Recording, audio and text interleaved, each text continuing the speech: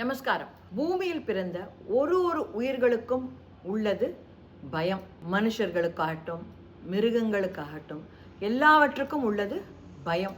அந்த பயத்தில் பல வகை இருக்கு. ஒவ்வொருத்தர் எதுக்கெல்லாமோ பயப்படுவா. ஆனால் எல்லாரும் பயப்படுற ஒரே ஒரு விஷயம் யம பயம், மரண பயம். அதை போக்கக்கூடிய ஒரு கோவில் இருக்கு அப்படின்னு சொன்னால் நாம ஏன் அந்த கோவிலில் போய் பெருமாளை சேவிக்கக்கூடாது? அந்த பெருமாளை தியானிக்கக்கூடாது? எந்த கோவில் பார்க்கலாமா? உங்களுக்கு இந்த மாதிரி வீடியோஸ் பிடிச்சிருந்தா please subscribe, share and like.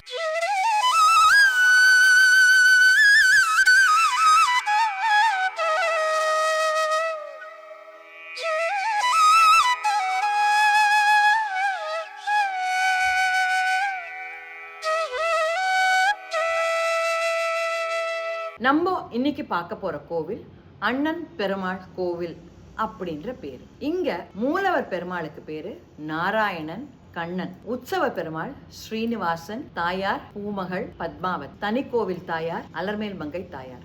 என்ன இந்த பேரெல்லாம் கேள்விப்பட்ட போல இருக்கேன்னு யோசிக்கிறீங்களா?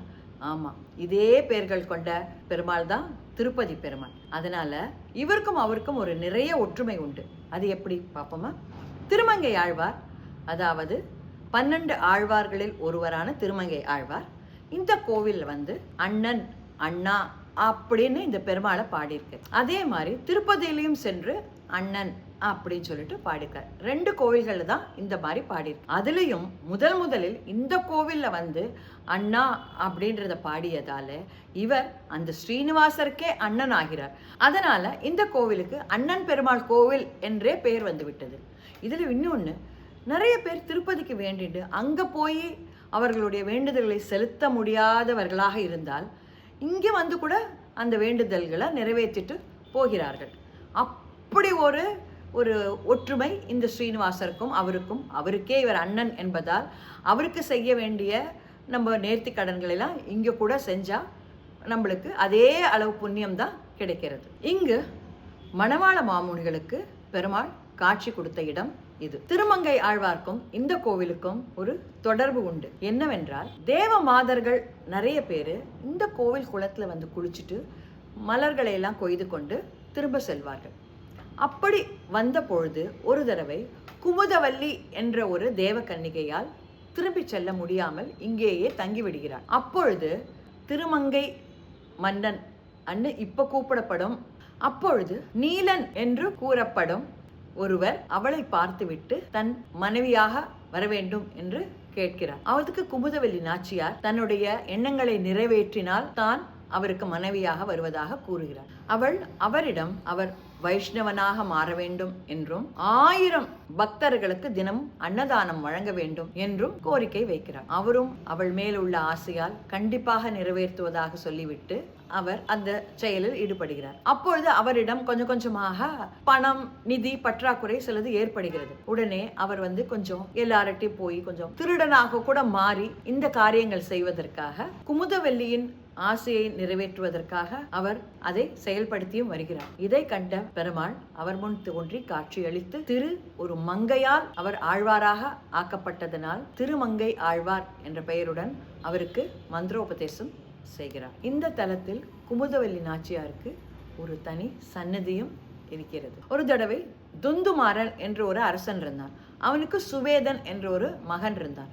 ஆனா அந்த மகனுக்கு 9 வயதில் மரணம் என்று வசிஷ்டரால் கேள்விப்பட்டு ரொம்ப மனசு கஷ்டம் அடைந்து அப்புறம் வசிஷ்டரிடமே இதுக்கு நான் நிவர்த்தி எப்படி செய்யறது அப்படின்னு கேட்கறச்சு அவர் சொல்றார், திருநாங்கூரில் உள்ள அண்ணன் பெருமான் கோவிலுக்கு சென்று அங்குள்ள குளத்தில் நீராடி அங்கு பெருமாளை நீ துதி செய்து வா, பெருமாள் உனக்கு அருள் புரிவார் அப்படின்னு சொல்லிட்டு சொல்றார். உடனே அரசன் தன் மகனான சுவேதனை அழைத்து கொண்டு இந்த தலத்துக்கு அவனை புஷ்கரிணியில குளிக்க செய்து உடனே பெருமாளிடை ஸ்ரீனிவாச பெருமாள் முன்பு நரசிம்ம மிருத்யுஞ்சய ஜபம் பண்ண சொல்றார். தொடர்ந்து 1 மாத காலம் சுவேதன் இந்த ஒரு ஜபத்தை செஞ்சுட்டு வரான்.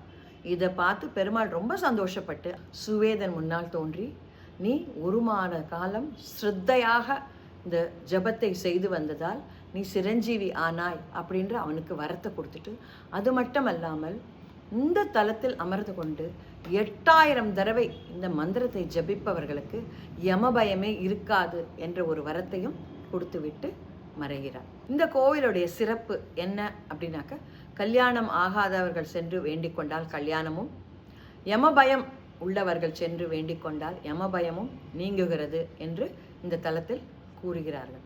அதை தவிர நீங்கள் என்ன வேண்டின்றாலும் ஸ்ரீனிவாச பெருமாள் திருப்பதி பெருமாள் போலவே இவரும் அப்படியே அருள் செய்கிறார், அப்படியே வரங்களை வாரி கொடுக்கிறார் அப்படின்னு ரொம்ப அந்த ஊரில் இருக்கவாள்லாம் சொல்கிறது மட்டும் இல்லாமல் அந்த பட்டர் அவ்வளோ நன்னா சொல்கிறார் அந்த பெருமாளை பற்றி.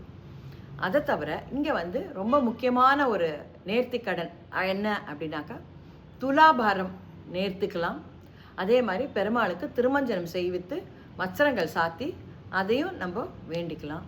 அதை தவிர மிகப்பெரிய பிரார்த்தனை ஸ்தலமான இங்கே 60ஆம் கல்யாணம், 70ஆம் கல்யாணம், 80ஆம் கல்யாணம்னு நிறைய பேர் இங்கே பண்ணிக்கிறார்கள். ஏன்னா அது ரொம்ப விசேஷம் அப்படின்னு சொல்லியிருக்கிறார்கள். நாமும் இந்த கோவிலுக்கு சென்று தவறாமல் பெருமாளை வழிபட்டு பிரார்த்தித்து பெருமாளோட அருளை பெறுவோம். நமஸ்காரம்.